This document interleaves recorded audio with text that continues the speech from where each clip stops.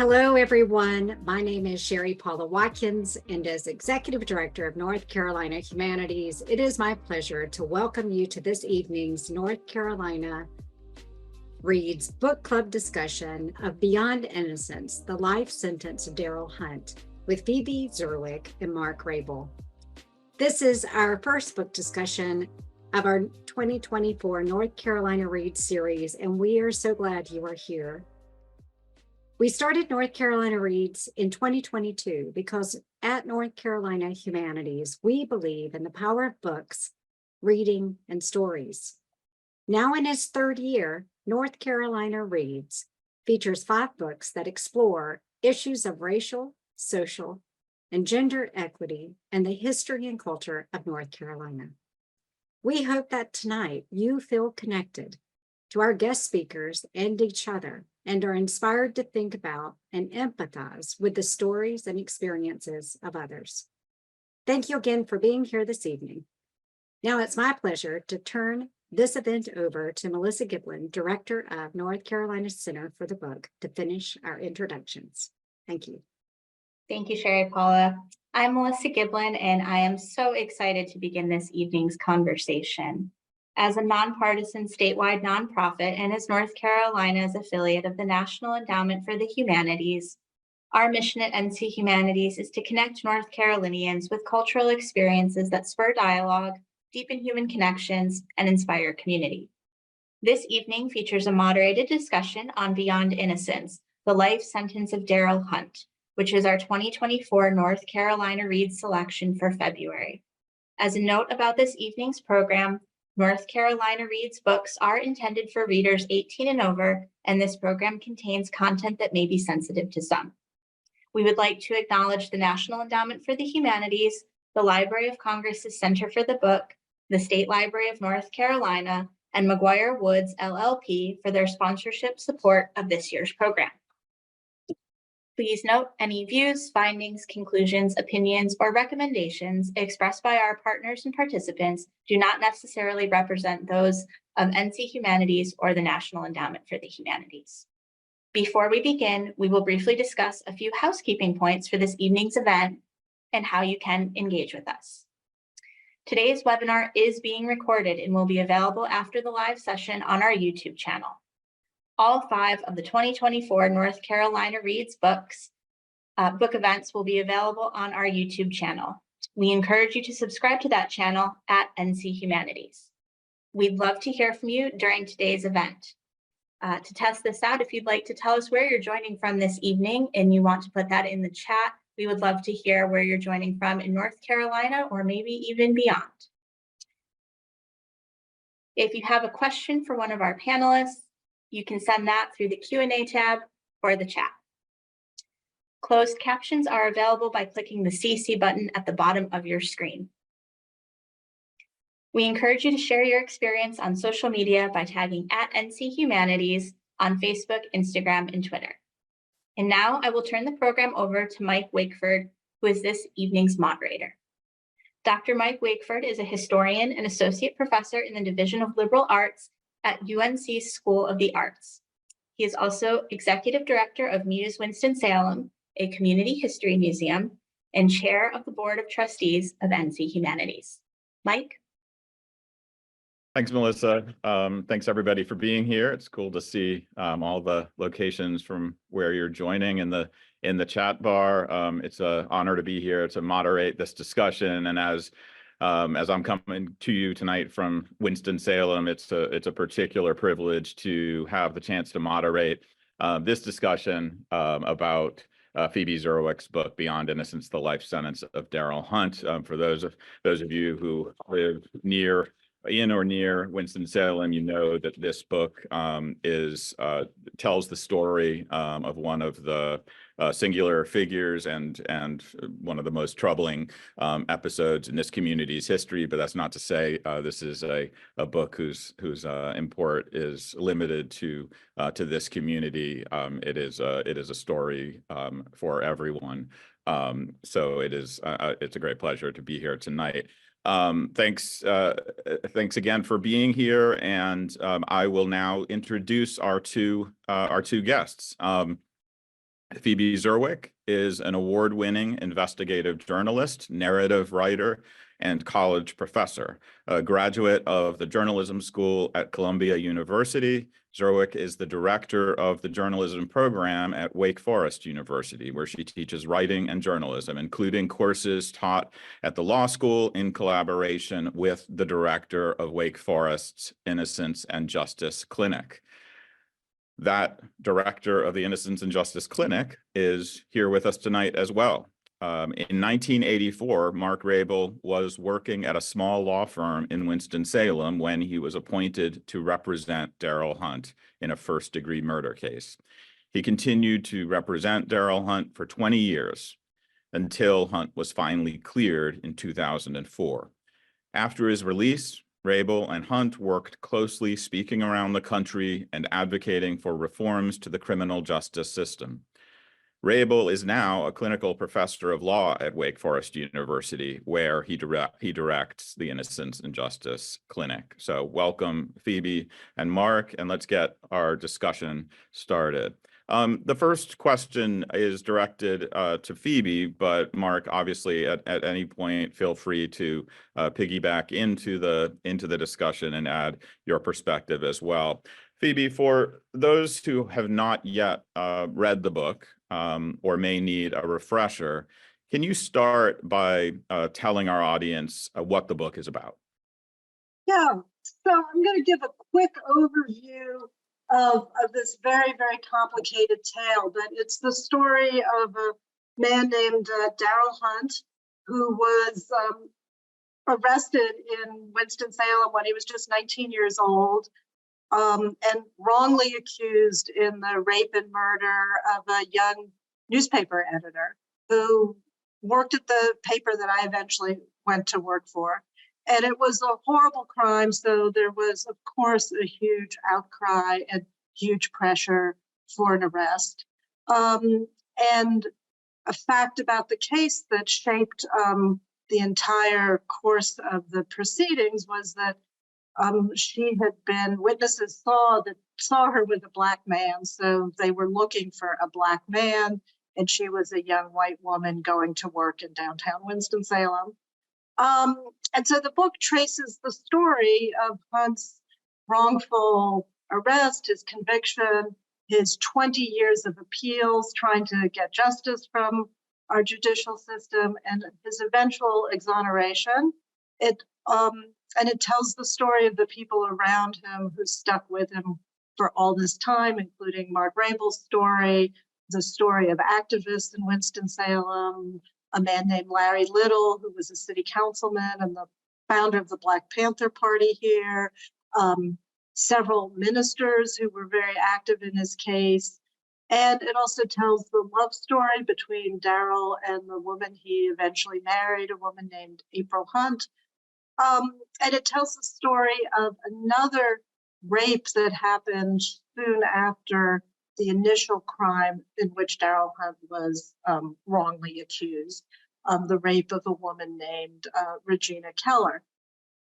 And then it traces what happened to Darryl after he was exonerated. And that to me was the most important part of this story, because what I really wanted to do with this book was show the psychological and psychic and really soul impact of the wrongful conviction he endured, that kind of betrayal from our society, the years of wrongful captivity, and then the difficulty of coming home from prison.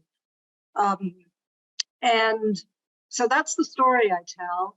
It's also a book about some really remarkable people, and my hope is that readers will be drawn into these heavy topics through the stories of these really remarkable people. Darryl Hunt, who at 19 turned down a bribe from the district attorney to rat out a friend of his, who at 25 turned down a plea bargain. He could have gone free, but he refused because he didn't want to admit to something he hadn't done. It tells Mark Rabil's story here, and this remarkable commitment of 30 years of one man to to the cause of justice, and it tells the story of many other remarkable people. Great, thank you. Mark, did she do it justice, or do you want to add anything in terms of how you describe to people what this book's about? Well, I think the thing she left out was her role in the case. And, in 2003, a relatively new editor at the Winston-Salem Journal, Les Gura, asked Phoebe to reinvestigate the case and write a series. And that series came out in November of 2003 and had a direct impact on Darryl's exoneration. I mean, I don't think he would have gone free without that series. It changed the way people saw the case. And not only people in the area, but people in power, and had a huge impact, not only on obviously Darryl's life and freedom, but also on lots of justice issues in North Carolina that we're continuing to, some we're continuing to enjoy and some we're continuing to fight for. So I just want to acknowledge Phoebe's role and the role eventually of the Winston-Salem Journal in the case. Great, thank you. So backing up to the I guess the very beginning of this story, and this is a question that both of you can field. Why don't we start with you, Mark? Can you talk about the circumstances that led to Darryl Hunt's arrest originally in 1984 and his conviction? Yeah, so the Deborah Sykes was murdered on early in the morning, August 10th, 1984, right in downtown Winston-Salem, sort of on the edge behind a place called Crystal Towers, near a field beside a Duke Power substation. So like 6:30 in the morning, just at daybreak.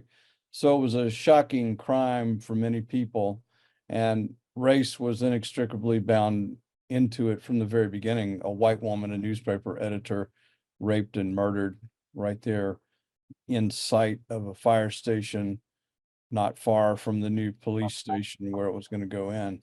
So there were a number of witnesses that came forward initially and gave different types of descriptions. Of course, we now know how problematic eyewitness identification can be because of all the DNA exonerations.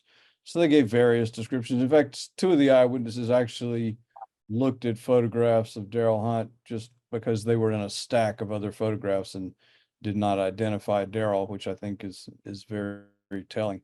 But eventually, because of this one phone call, a 911 call at 6:53 a.m. on the morning of August 10th by a guy named Johnny Gray, real name Johnny McConnell, to the police, he said, without being asked, he said, "This is Sammy Mitchell, and I just seen a guy jumping on a woman and she's hollering."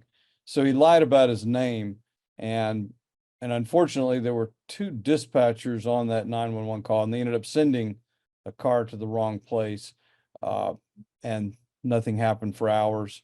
And then the search began, and her body was not found until about 8 hours after she was murdered. But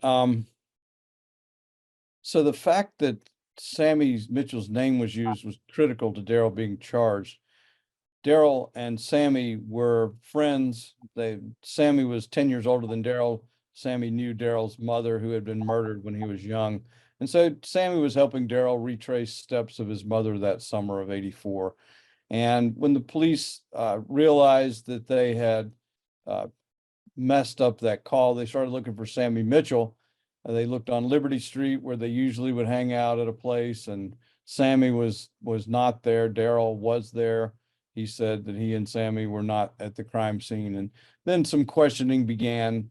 Darryl had a type of relationship with a very young white girl who was living on the streets at the time, and that raised suspicion as to whether a black man, who liked, so to speak, white women would be involved in this sort of thing. So there were a series of missteps, misidentifications. The police relied heavily on a member of the Ku Klux Klan as one of its main eyewitnesses. A known criminal, Johnny Gray, is another one who misidentified somebody else entirely as the suspect, somebody who didn't look anything at all like Darryl. And it was, a lot of evidence like that. The physical evidence from the very beginning, this is before DNA, this was maybe 8-9 years before DNA was used a lot in criminal cases, but they did have blood typing, and Darryl was excluded as the blood type of the semen found in the rape kit. Yet that didn't seem to deter anybody. They kept on marching with their case against Darryl Hunt, and he was eventually convicted in less than a year. Fortunately, the death penalty was not imposed because several of the jurors had doubts about his guilt, including the foreman of the jury. So the jury made an agreement. They would convict, but not give the death penalty. From there, we won a new trial. He was retried in 1990, convicted again. And then many years later, we found DNA in 1994 that excluded Darryl. The courts, all the way from the Superior Court to the U.S. Supreme Court, rejected that and said that just because Darryl's DNA was not found didn't mean he wasn't guilty. So then it was another 10 years before we finally found through a database the real killer, who then confessed. So it was a long, torturous, unending journey. It's a movie that is hard to watch unless you already know the ending in advance. And by that I mean the trials of Darryl Hunt, the HBO documentary that took 10 years to make, started in 1993 and ended when Darryl got out. They continued filming. So that's sort of many decades in a nutshell there. Phoebe, do you want to add anything to that? Yeah, so, there's so many details in this case, and Mark just gave us, I would say, maybe half of them. But I think there's some overarching themes here that have to do with this wrongful arrest and conviction. And in this case, it comes down to the systemic racism that taints our justice system. From the rush to judgment, from the way the lineups were conducted, from the way the trial unfolded, from the way the jury was selected. So all but one of the Black potential jurors were excluded from his jury. So he was not judged by a jury of his peers. The second time around, they moved the case to a rural county where there was very little chance of getting Black jurors on the case, even to the way the appellate courts considered and understood the significance of the DNA evidence was shaped by racial bias. And I came to understand that when I interviewed one of the justices from the North Carolina Supreme Court, one of the four, was 5-4. 5-4 or 3-4? 4-3. 4-3. So one of the three who signed the dissent for a new trial, and he was the only judge who thought that the DNA that excluded Darryl Hunt as the rapist, that was absolutely significant. And he told me that he figures he saw it differently because he was a Black man who grew up in the South, and that he knew how hard it was for a Black man to fight a charge of rape if the victim was white. And so I think that is a huge part of this question of how, what led to this wrongful conviction twice, and then a wrongful conviction that was sustained then for 10 years. The other part of the question is we later learned after Darryl was exonerated that there had been a cover up by the police department of this other rape that I hope I remember to mention at the beginning. There was another woman raped after Deborah Sykes was raped, and she identified the man who ultimately turned out to be the true culprit in the first murder. And she was effectively silenced. The police did not want to jeopardize the case they had against Darryl Hunt, this weak case built on flawed witnesses. And so they silenced her, they discouraged her from prosecuting. And And then her case was never combined with the Sykes case, so Hunt's attorneys never knew her name, never knew the circumstances who she'd identified. And this is a common theme in all these cases of wrongful conviction, that there somewhere along the way there is some official misconduct. And it shows to be the depths of both the desire to prosecute and win at all costs, and it also shows how Black life was considered expendable, that it really didn't matter whether they had the right Black guy as long as they could close this case and move on. So if I can just interject, I want to come back to this in just a moment, but Sure. but before going further, just to help folks sort of have a sense of where each of you are in 1984. Phoebe, correct me if I'm wrong, but I think maybe you're not even in Winston-Salem yet. Is that right? Yeah, I hadn't even gone to journalism school yet. I was in New York City trying to figure out what I was going to do with my life. Okay, and Mark, you were, of course.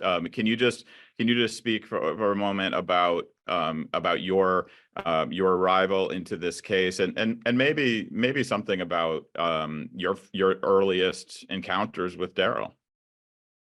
Yeah, so I'm actually a native of Winston-Salem and still here after all these millennia or whatever. And at the time, I was a 29-year-old relatively new lawyer, 4 years out, working in a small firm.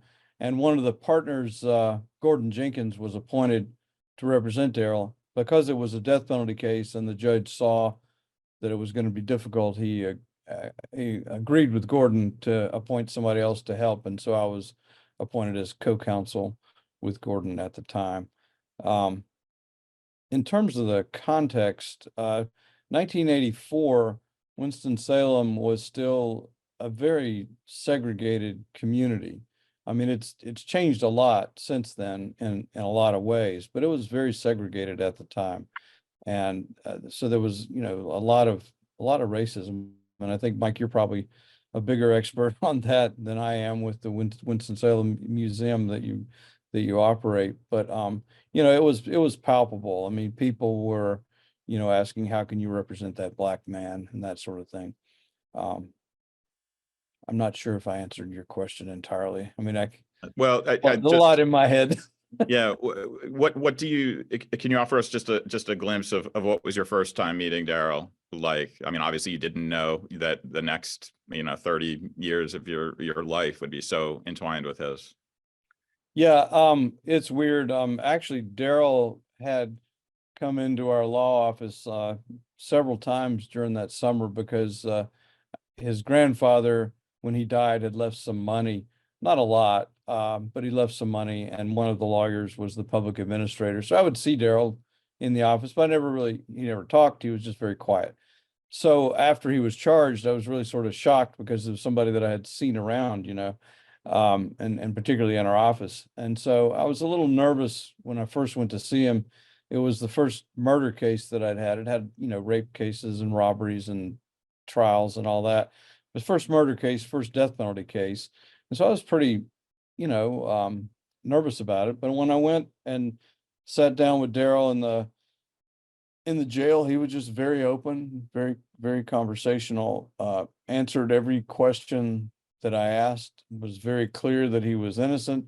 He told me exactly where he was. He told me the times that he was at different places, and he was just so clear, and his memory was so good that he was just very convincing. He was also willing from the beginning to do anything to prove his innocence, like take a polygraph, do further blood testing. I lied to him about whether we could do DNA testing, and he said we could do that because I was hoping that one day we could, but he was willing to do all these things. And so very quickly, I determined that we had the problem of an innocent man facing the death penalty in North Carolina in a racially charged case. Thanks for that additional context. Phoebe, I want to come back to what we were talking about a moment ago, and that Mark just punctuated. I think most readers and most folks familiar with this story tend to, for good reason, think of it as a story that's primarily and best viewed through the lens of race. But I've heard you talk more recently just a bit about how your understanding of this case, perhaps increasingly, has actually been through, in addition to race, been through a lens of gender. And I wondered if you could take a moment to talk about maybe perhaps starting with you've already referenced the other rape victim, and talk about how the other rape victim was treated, but maybe more broadly about the investigation techniques that unfolded. Could you talk about how gender played a role in how this case developed? Yeah, I think before I answer that, I need to tell the rest of the story, if I could do that. Sure.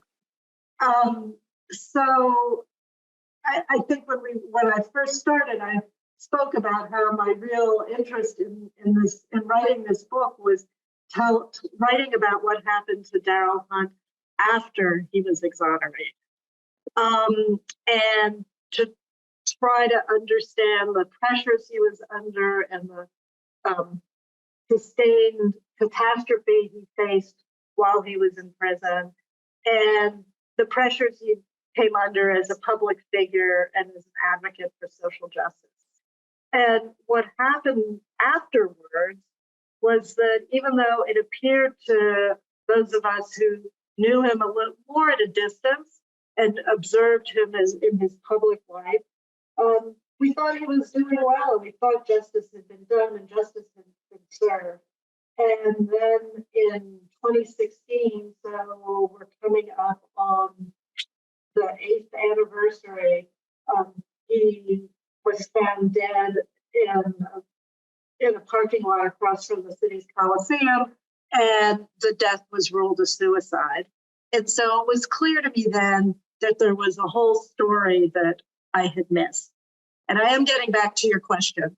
And so I began looking at that and looking at the history of our justice system, looking at the history more at his private life, and looking at getting a better understanding of what trauma is all about, and also getting a better understanding of what it is that our carceral state does to people, not just Darryl Hunt, but the millions of people who are either in prison or on probation or on parole or somehow or other part of our criminal justice.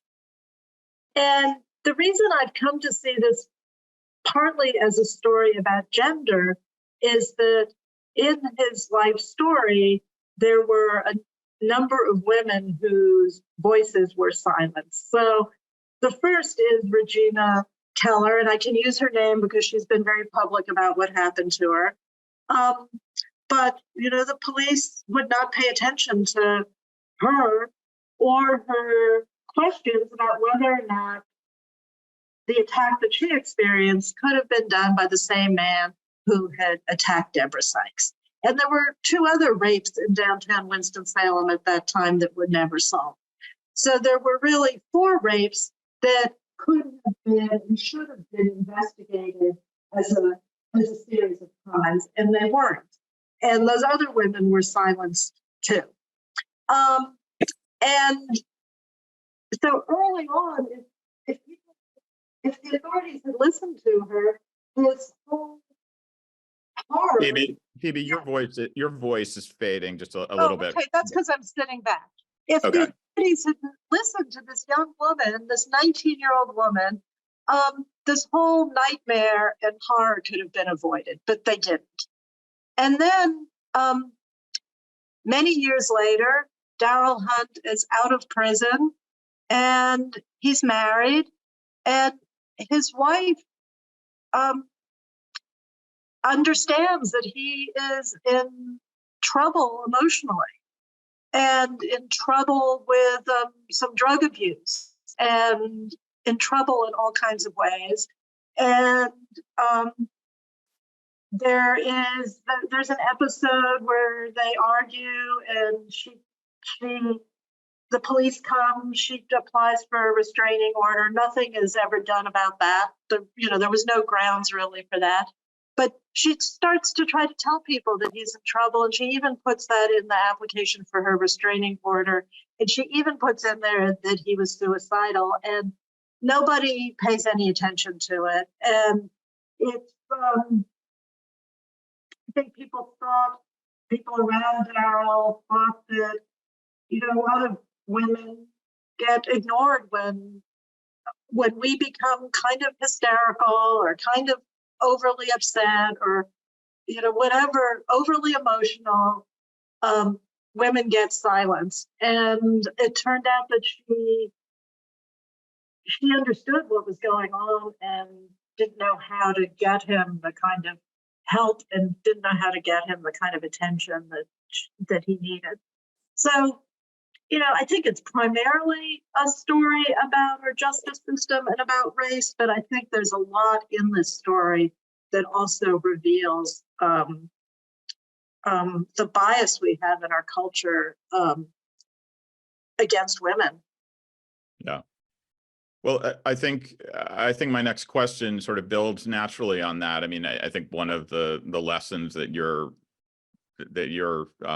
sharing is that this story is about many things, and it connects beyond the specifics and the locality of the story. In one sense, it's about bigger stories, and so I'd like to ask you all to, I guess, to sort of expand outward a bit now and talk about why it's important to understand the story of what happened to Darryl Hunt, his conviction and his incarceration, in a larger historical context, the historical contexts of slavery, of segregation, of the history of Jim Crow, and perhaps even more of a more contemporary sort of discourse, the war on crime.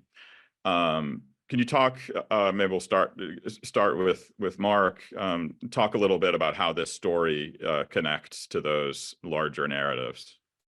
Yeah, the story of Darryl Hunt and Deborah Sykes and everybody involved in this case is really, in many respects, a historical convergence of everything going back to slavery and issues that are continuing, just like Phoebe's talking about it right now with gender. But when you think about it, one of my greatest fears at the very beginning of the case was that Darryl would be given the death penalty, because even at the time I thought he was the archetypal, not really archetypal, but the typical young black man charged in a case with a white woman. And the reason that's so important, the unification, so to speak, involuntary of a black suspect and a brutalized white woman, was because of this idea of ownership. I mean, it goes back decades, right? Ownership of black people and ownership of women.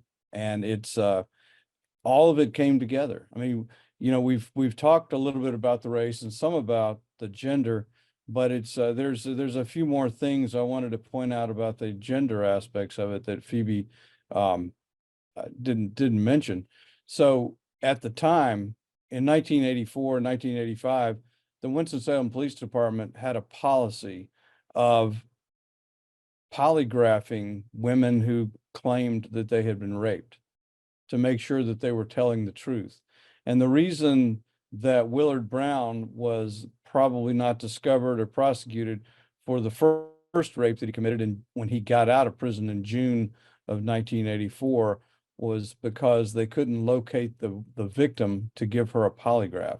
And so because of that violation of internal policy, that case was never investigated, and nobody was ever charged. And it turns out that probably was Willard Brown in the same block, in the same location where Deborah Sykes was killed a couple of months later.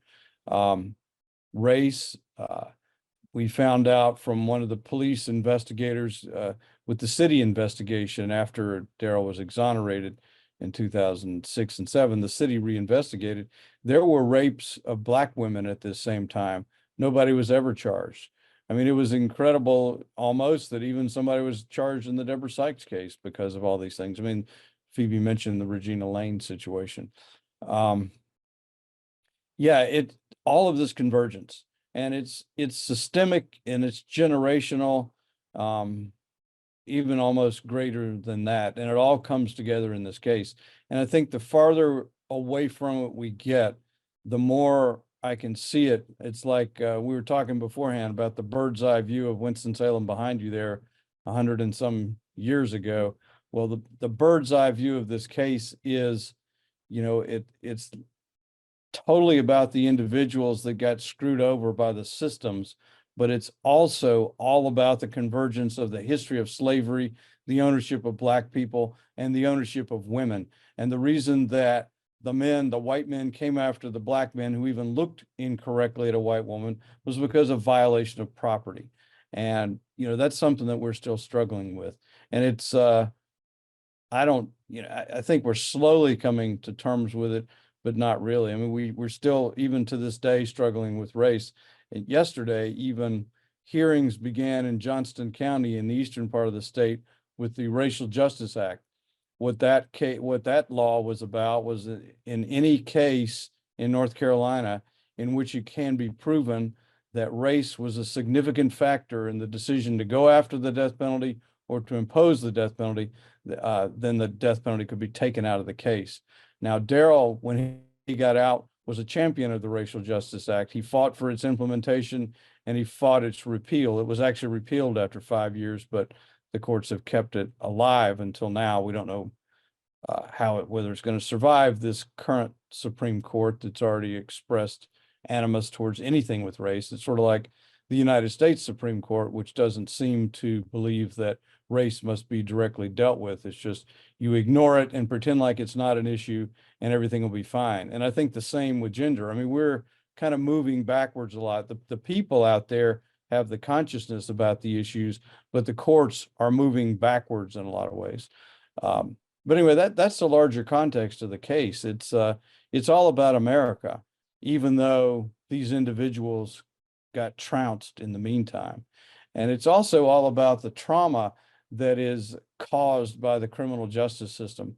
I mean, Darryl, and the beauty of one of the beauties of Phoebe's book, not only does it tell the story of Darryl and April, but it tells the story of traumatization of particular individuals by systems. Darryl, as a wrongfully convicted young Black man, was traumatized over and over again. He has way more PTSD, I dare say, than maybe a combat veteran because it was 20 years of assault, of brutality. He also has complex PTSD.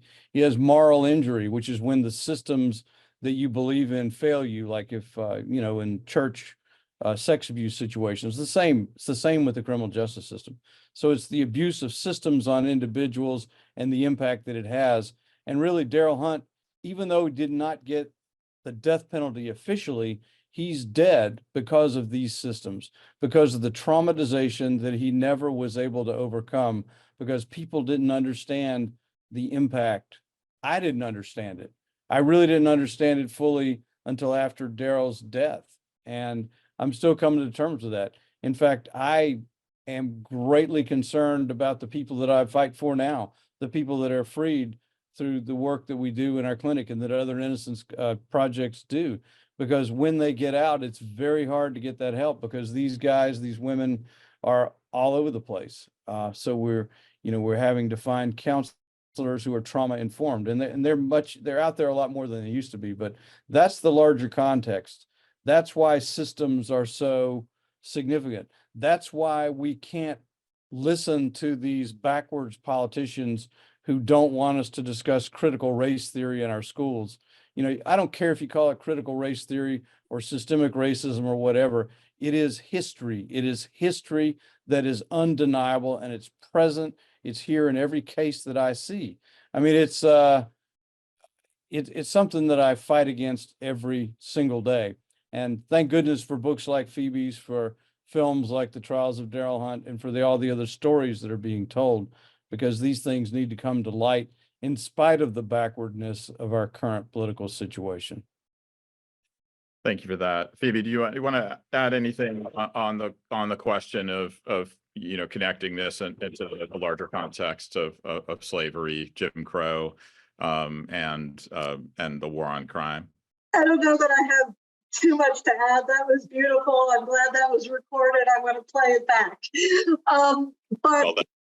But I think what I would add to it is this question of the value of stories. So these ideas are really hard for a lot of people to understand. It sounds, you use, CRT, systemic racism, mass incarceration, all this language, and it's hard for a lot of people to wrap their heads around. And I hope that the value of this book and other stories like it is that people can understand the world and these systems through a story of all these brave characters that were part of Darryl Hunt's life. And the other thing I would add is, and I'm kind of taking my cue here from what Darryl was interested in, which is what he really wanted to fight for. I mean, he fought over the death penalty. He fought against wrongful conviction. But what he was really devoted to personally and in his heart were men and women coming home from prison who had committed the crimes they were serving time for. And last time I looked, we had more than 500,000 people coming home from prison every year. When somebody goes to prison, they leave behind families. When you convict a woman, lean forward a little bit, Phoebe. When you convict a woman, her children are left without a mother. I mean, there's just this sustained trauma across our culture because of this legal system that we have that is so bent on punishment over prevention and rehabilitation. And so that's what Darryl was concerned about, and he understood it. And that's where the kind of subhead of the book comes from, the life sentence of Darryl Hunt. It comes from something that he said in an interview late in his life, where he was talking about his work with people coming home from prison. And he said, once you have a criminal record, doesn't matter how long you've spent in prison, you might as well have a life sentence, because you face a life sentence of what some scholars call civil death. Some places you can't vote, or you can't get on a lease, or you can't get a job. All these basic civil rights that the rest of us take for granted are denied to people who have been convicted, and it affects huge numbers of our population. So you've both started to touch on a question that I want to come to in a moment, which is to talk about the particular challenges and difficulties that Darryl faced in his post-release years that led ultimately up to his death. But before we go there, I thought, just for a moment, and I'm keeping my eye on the clock, and I know that we want to leave plenty of time for questions from the audience. I can see from the chat that I have a feeling there's going to be plenty of questions. So quick question. Can you, Mark, can you just distill the what and how of Darryl's exoneration? What led specifically to his exoneration, and then To both of you, could you expand a little bit about the story, if there is one, of how Darryl's case, being fairly high profile as it comes to, I guess, an apex, how did it, if it did, have larger implications for not just Winston-Salem, but North Carolina as a whole? So the Darryl's exoneration 2004 came about, as I already said, because of the series that Phoebe wrote, which put pressure on the judge to order the lab to complete the DNA testing and run the DNA sample from the rape kit through the database. And the database, there's a database with DNA from convicted felons. It was smaller at the time, but they got a near hit on Willard Brown's brother, which led to going back through the records. And because of the series, the name Willard Brown had been pulled out by the later cops involved in the case. And so they went to see Willard Brown in jail and said, you know, your brother's name came up or your name came up, and they had him smoke a cigarette. He denied everything. He threw the cigarette on the ground, and they picked the cigarette up and sent it off to the lab. And sure enough, it was a match with DNA. And so when they came back and arrested him, he spontaneously confessed as he was being charged. He apologized to Sammy Mitchell, who also was charged in this case but never tried, to Darryl Hunt, and to the Sykes family, because, you know, he knew that he had had an extra 20 years of freedom. So because of his confession and Willard Brown's unwillingness to take a deal to say that he was with Darryl Hunt, Darryl was freed, because the district attorney's office, according to the public defender who was representing Willard Brown, offered to let Willard Brown plead guilty to second-degree murder if he would say that he was with Darryl Hunt, because even though the state argued at the first trial there was only one suspect, they still wanted to have Darryl Hunt convicted. And because it was really as much about preserving their story as it was about anything. And one thing I haven't really mentioned enough here, and Phoebe brought it up earlier, was the significance, the importance of people like Larry Little, who was a city councilman during the first trial. He was known in Winston-Salem as the founder of the local chapter of the Black Panther Party. And Larry was persistent throughout and was able to rally the Black ministers and the Black people to stand behind him, and the local newspaper, the Winston-Salem Chronicle, which had largely, if not 90% Black circulation, to keep the story out there. And it really is story. I mean, this is the NC Humanities book read. It's about stories. And what Phoebe and I teach in the course we've now taught, I think the fourth time, is the power of story. And I don't mean the power of made up stories, but the power to tell a narrative based on truth, based on what really happened. And in Darryl's case, the state always had this narrative, this story that he told about Darryl, whereas the defense, because of the lack of evidence and everything that was hidden in the conspiracies, was unable to tell a convincing story. It's hard to say, I'm innocent, I didn't do it, if you can't explain what really happened. Until DNA came along, the story couldn't be fully told. So it's this case is as much about the power of story as it is about anything. Yeah, thank you. Phoebe, you want to add anything to maybe if you could, thoughts about how the Darryl Hunt exoneration it contributed to a larger discussion or had impact across the state of North Carolina? Yeah, so I really think of this more as Darryl's legacy and as that resulted from his activism. So, and the power of his personality, his charisma, and the story that he had to tell. So, because of him, we have this Racial Justice Act that is still in effect, even though it was repealed, and that has led to not a de facto moratorium. We haven't had an execution in North Carolina since 2006. We have in North Carolina an Innocence Inquiry Commission. It's the only one of its kind in the United States. It's a state agency that looks into innocence claims, and unlike a law school innocence clinic or an attorney, the state agency has subpoena power. So they can really look at claims in a way that Mark Rabil's clinic at the law school can't. And they have investigated, I forget the numbers, but their work has led, I believe, to 8 or 9 exonerations. About 15 or 16 exonerations. Oh, okay. Thank you for correcting. But that's a really profound shift, that this notion of innocence is now part of something that a state government looks at.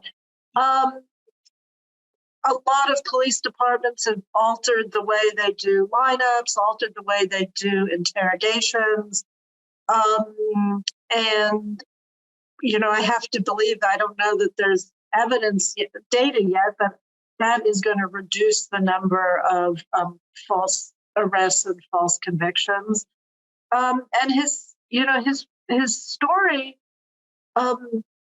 and cases like his have had an impact around the country in both changing the way all of us understand the justice system. So often jurors now are more skeptical of what they hear. And I hope, I don't know if it's true, but I hope that it's opened, his story and others like his have opened our eyes to what happens in this unseen world of prison. Mm-hmm. Thank you both. Well, let's talk for. I want to move to the audience in about 5 minutes or so. But I did want to come back to the sad postscript of Darryl's incarceration, which is the years that he spent as after prison. And the book, Phoebe, your book details the challenges that he faced and that are common for folks in his position. Can you each speak a little more specifically about the challenges? And I want to call particular attention to the notion of sustained catastrophe and what that means in terms and why that phrase seems like a useful one in talking about the impact of wrongful convictions, not just on the individuals most affected, but even the larger communities that they're part of. Well, I can start talking about sustained catastrophe, and then I really would like to hear Mark talk about, he was witness to some of the PTSD symptoms that Darryl suffered from. But, until I started working on this book, I really had no idea of what the toll was of all these lost court cases. But I had access to some of his journals and some of his letters, and in reading those closely, I was really able to piece together a better understanding of what he suffered every time he lost. And so the first loss he had in his life was he lost his mother to murder. And then the grandparents who had raised him died. So he was orphaned at a very young age. And then this, he even talks about it. He really thought that if he cooperated with the police, if he told the truth, if he went to court, if he testified, if he told the truth, if he did all the things we're taught to do in school, all the things he was taught to do by his church-going grandfather, that it would all turn out okay, and it didn't. And then he was charged again. We haven't even talked about it, but there was a whole second wrongful conviction that he endured of a whole other crime there was this whole other wrongful conviction he did of a whole other crime he suffered. So he was wrongly convicted of this other case. Then he was wrongly convicted a second time of the Sykes case. Then he was acquitted in this other murder. But then he lost one, two, like 5 times. He had this hope that he was going to get a third trial and be exonerated, and each time that hope was dashed. And you could see him in his letters. He put on this super brave face. He was so grateful when he would write to Mark and he would write to his other attorneys. He tried to act like he was strong, but you could kind of see this growing despair. And in his letters and in what he said, or I could see it. And then when he got out, after he got out, before he was exonerated, he was afraid they were going to send him back to prison. There was 3 months between his release from prison and this exoneration hearing. He thought he was going to be sent back because he had been let down so many times. And then I think he also had this sense of personal betrayal. He was awarded, he won a $1.6 million settlement from the city that all had to do with civil rights violations connected to this cover up that we talked about. And so everybody he knew that he had money, and it became really hard for him to know who was being friends with him because they were friends and who wanted a handout.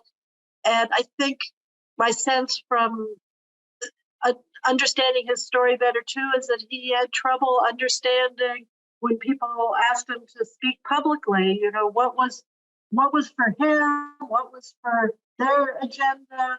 And I think he just completely lost his bearings, and there was never any time for him to recover.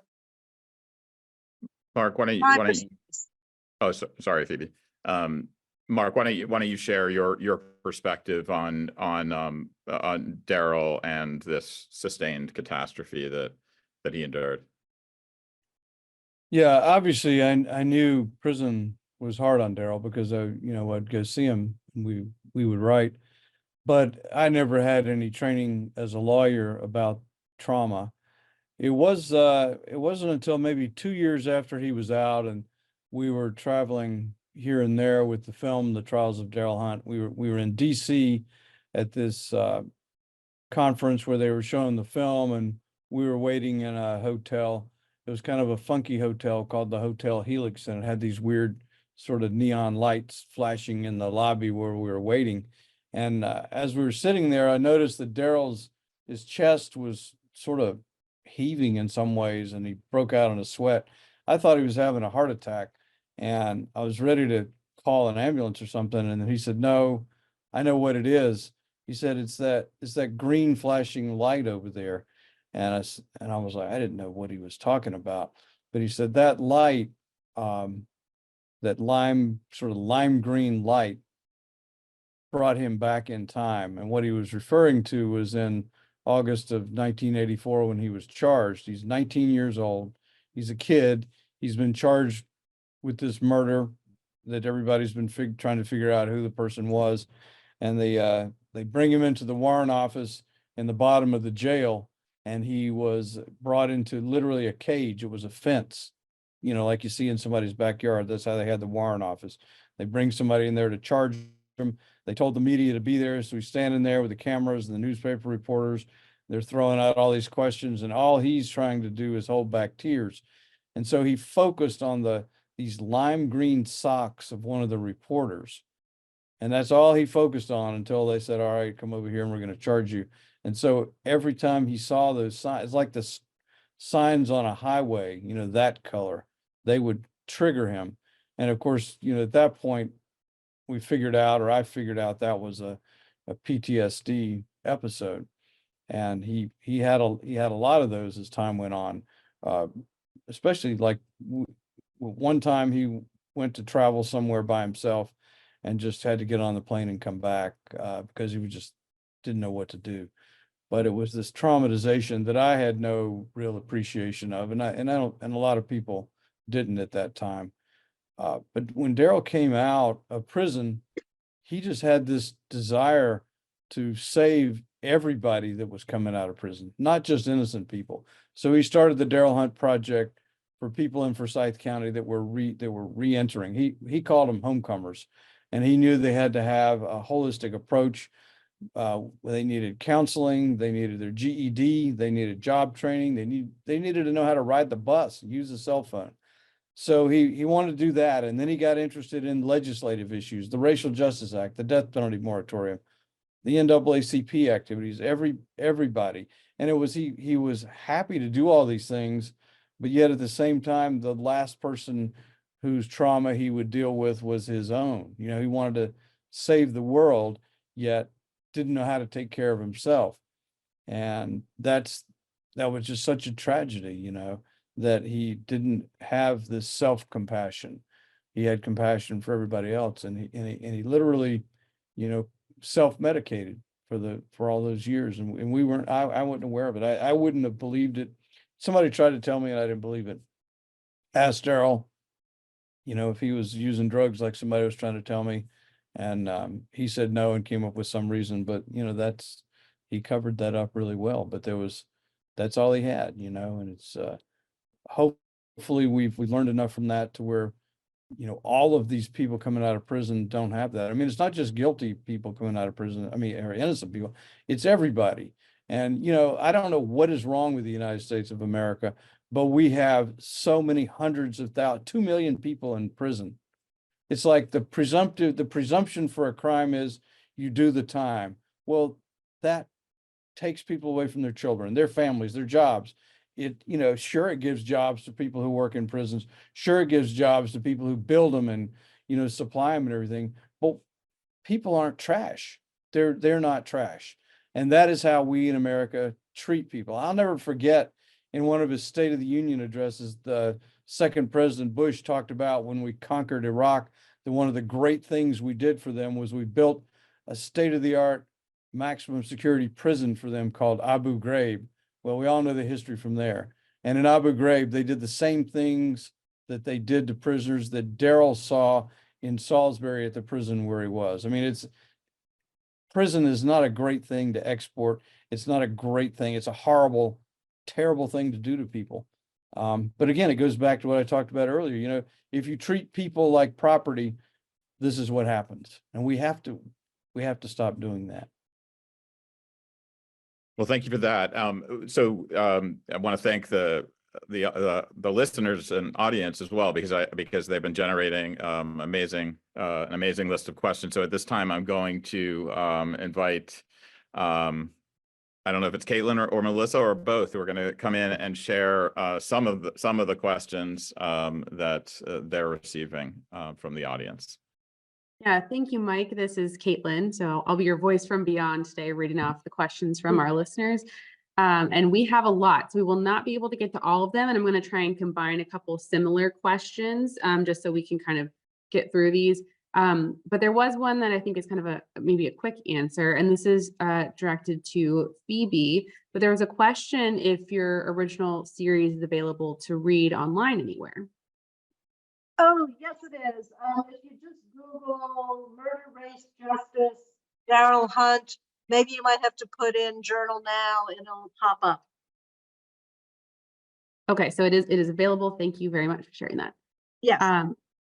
Great. Another common question that came up from folks was asking about remorse or apology from folks who were involved in the conviction from the DA or the judges, others involved in the criminal system, and wanted to understand how they've reacted to this case and if they've made any personal statements or anything more broadly.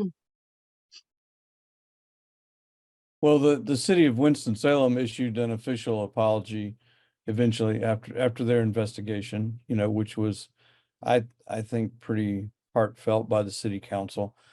Tom Keith, who was the elected district attorney for probably 4 terms, who was the one who agreed to Darryl's exoneration, I thought this was pretty honorable. He waited several months after Darryl was out, and then he took Darryl to lunch and basically had a conversation with him and apologized. It was interesting. I mean, on a human level, that was great. And then they end up going their separate ways in the legislature, fighting for the Racial Justice Act and against it. He and Tom Keith were always on the other side of every justice issue after that. But it was, I thought it was very honorable for Mr. Keith to personally apologize.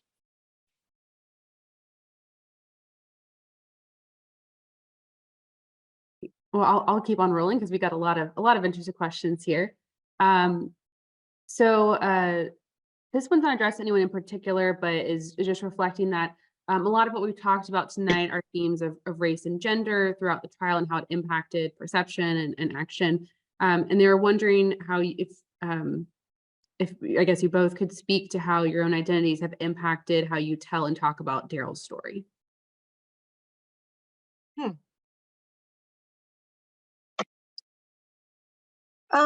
I can try to answer that.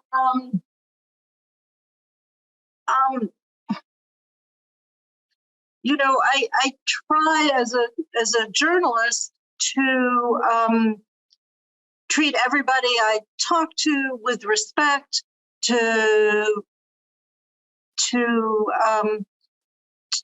use my identity more as a way of establishing common ground as one human to another. And so I work really hard so that my identity is whatever I am, a white middle-aged college professor, journalist. I work really hard for that identity not to intrude. But I'm sure it shapes the way people react to me, and I'm sure it shapes the way I tell the story. I don't know if that's actually getting at what the question was after. For journalists, one of the things we teach in the journalism program at Wake Forest is that we all need to be able to work across differences and interview across differences and think about stories from multiple perspectives and think of different kinds of sources and essentially move beyond this question of personal identity. So I'm not so naive to think that it's not there, but in my teaching and in my work, I try to move beyond it. And one of the things that I was really happy to do with the book was to be able to tell some of this from Darryl's perspective, because I had access to his letters, his journals. I got to know some of his friends. And so I worked really hard to bring in his words, his voice, his perspective. And I did that with other characters in the book too.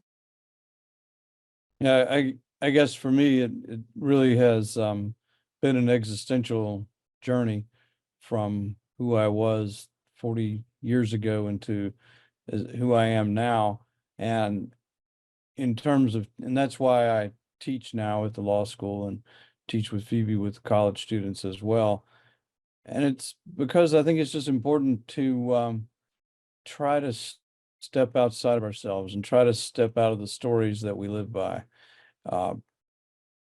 And this is a constant thing for me to try to understand what those stories are. And I guess the example would be, when I wake up in the morning, I know where I am. I know that I'm going to put my feet on the ground. I know that that floor is paid for, or that the rent is paid or whatever. I know that there's going to be food. I know that I'm going to walk out the door. I'm going to get a certain amount of respect because I appear to be a white male walking out into the world. I see things and I have assumptions that I make that other people don't make. And I saw Darryl's story, Darryl's case through that lens for many decades. And unfortunately, I would say that it was his death in so many ways that caused even a greater existential crisis, because here, was decades of work for one man who I saw really as a representative of greater things, because every person is the whole story. But it led me to see the world differently. And so with my students, I try to help them unravel the stories that they live by. And race is a story, gender identity is a story, a myth. All these things are just things floating around in our brains that we take for granted and habitually live for. Every step is really faith in the story that you live by. And I think that that's really what it's all about. And if you can see that and try to see that from the point of view of somebody else who doesn't have those same, habitual ways of thinking, then the world can be a better place. I think maybe we need to get the North Carolina legislature into my brainwashing camp, in the sense of clearing out their brains rather than, I don't mean to sound like a politician, but I live in the world and I hear all this ridiculous bullshit coming out of Raleigh and coming out of the national world. And I have seen that it kills people. Okay. These systems literally kill, destroy, and burn people out. This is not a joke. This is not a fairy tale. These systems kill us.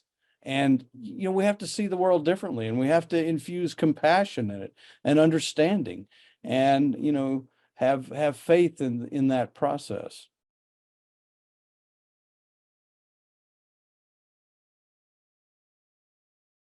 Thank you for sharing that. Very powerful. Well, you have a question for Phoebe that I think would be really interesting. A couple folks have mentioned this. And this is about the structure of the book and how you approach writing the story. They ask if you intended for the structure to kind of go back and forth between personal story and zooming out to look at the systemic elements of the case and everything that had influenced it, and then going back in to look at the personal story. They wanted to know about your process and if that was sort of a conscious choice, or if the sort of subject matter, the story you were telling, kind of dictated how that came to be. Well, I think I'll start talking about the process of it first, which was, for me, I knew that the most difficult part was going to be telling the narrative, the story, and getting at the different points of view. And so I drafted the book without most of the zooming out into the policy and the history and the statistics. So, I worked on all the narrative parts of it, understanding Darryl, understanding the places, going to visit some of the prisons he'd been to, talking with Mark Rabil and pouring through some of his letters, and the same thing with April, and the same thing with Regina Lane. And then I went back, and where it seemed that the narrative needed some context, then I went back in and added that context. So yeah, it was. I suppose it was intentional in terms of what I knew was going to be the most challenging part and what I knew was going to be more straightforward. Also, it was partly a practical matter, and in that I had, and I believe both of my editor and my agent I've seen their names pop up in the chat, but I had 18 months and I could take one semester off from school. And so that was 15 weeks plus a few more weeks with the summer. And I knew that I had to use that semester off to do the most challenging part, and that the other part was not as scary for me to try to do. And I knew that I could do that other part in between my other obligations. So that's just a very honest answer about the process. Writing narrative is really, really hard. Writing expository is hard, but it's not as hard. Thank you for sharing that. And we have time for just one more question. And I know folks are going to be disappointed. We had so many really wonderful questions come in. So I think we'll it's so hard to even just pick the last one, but I think we'll leave with one that's talking more about Darryl himself and his life. This question was asking about spirituality and how that played a role in his life in prison after his release. And they wanted to know how, if, I guess it's more for Mark, how this may have influenced his decision to not accept a plea deal, and also how he it brought in forgiveness into his life moving forward, and reflecting on what had happened to him in this case. Tell me the first part of the question again, how what influenced his decision to not take the plea? They were asking about his spirituality and how his approach to understanding, I guess his trying to combine a couple questions here, how that might have impacted his understanding of a plea deal and the idea of confessing something he hadn't done. Yeah, when Darryl got out, a lot of white people in Winston-Salem, lawyers and others, would say to me, well, being in prison probably saved his life, because he was going down a bad road and he probably would have been dead or charged with something else. And having met Darryl when he was 19 years of age, I can tell you that that person was the same person that got out of prison. That 19-year-old was the one who turned down $10,000 from the district attorney to lie about Sammy Mitchell. That was the same person that refused to take plea deals that would have had him out immediately. He had these values instilled in him before he was ever charged in this. And I think Darryl would say, and I think his writings confirm, that those were the values that his grandfather instilled. He was just a very basic, loving human being who taught Darryl the value of hard work. I mean, Darryl's goal was to work for the city of Winston-Salem in the streets division, buy a house, have a back porch, a rocking chair, a dog, and a pickup truck in the driveway. That's kind of what Darryl wanted. So I'd say those are very traditional Christian values from his grandfather, from a man who, his grandfather grew up, of course, a black man in Winston-Salem, with all that means. As Darryl was charged, or after he was charged, he fortunately had the support of Larry Little, Carlton Eversley, one of our ministers here, John Mendez, but also Iman Khalid Griggs, who helped him convert to Islam. And it was in prison that Islam gave the structure to his life, praying 5 times a day, and the readings that he had. It was his spirituality and the structure of his spirituality that saved him literally in prison.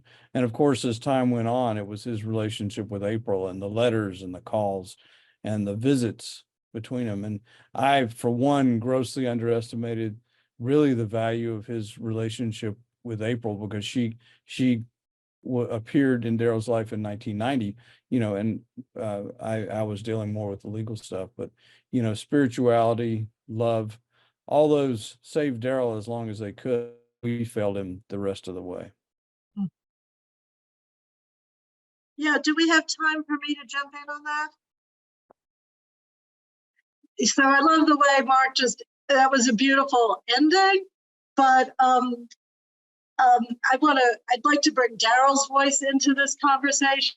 And when you were first talking, Mark, about your first impressions of him, I started rifling through the book, because I turned to one of my favorite passages from this book, which speaks to this sense of decency and integrity that he had all along. So if everybody will bear with me, I just want to read a tiny little bit. And this comes from Mark taped an interview with him while you were preparing for trial to see how he would do on the stand. And it goes kind of like this. Do you pray, Mr. Hunt? Rabil began. Yes, I pray every night. What do you pray for? Justice. Do you pray for any particular result in this case? Yes, I do. What is that? That the police department would find the right person who did this crime. And this is a 19-year-old kid saying this stuff. Do you pray for anything for yourself? Yes. What do you pray for? That I could live a decent life. And I think that gets to this question that the listener was asking about Darryl Hunt's basic spirituality, his sense of person, his integrity. And I just love that. I wanted to get his voice into this. Well, thank you to Phoebe and Mark, and Phoebe for concluding with words from Darryl. I think that is so powerful and moving that you were all able to share those very personal stories from Darryl's life, as we all enjoyed hearing you converse this evening. So I want to say thank you again to Phoebe and to Mark for their deeply engaging conversation, and to Dr. Mike Wakeford for moderating this evening. I also want to say thank you to our wonderful audience for attending and asking such great questions. I'm so sorry we were not able to get to all of them. You really had a lot of excellent engagement in the chat, so we appreciate your time and engagement. And Phoebe and Mark, I'm not sure if you want to put a website or maybe your contact information in the chat. If folks want to reach out to you, if they have questions that are still unanswered, if you'd want to share that. But you can pop that in the chat if you'd like. After the conclusion of this event, those of you who registered with an email address will receive a brief survey to complete. We would greatly appreciate you completing this survey to hear your feedback on this program. Please visit our website at www.nchumanities.org to learn more about other upcoming events and to subscribe to our email newsletter to stay up to date with all NC Humanities news and programs.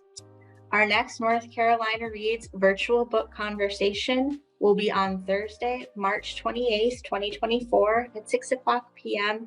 on Zoom webinar. We will discuss our March selection, Poster Girls, with author Meredith Ritchie, Dr. Sarah Patterson, and the conversation will be moderated by Laura Dembski-Williams. I want to thank everyone again for attending this evening, and have a wonderful night. Thanks, everyone.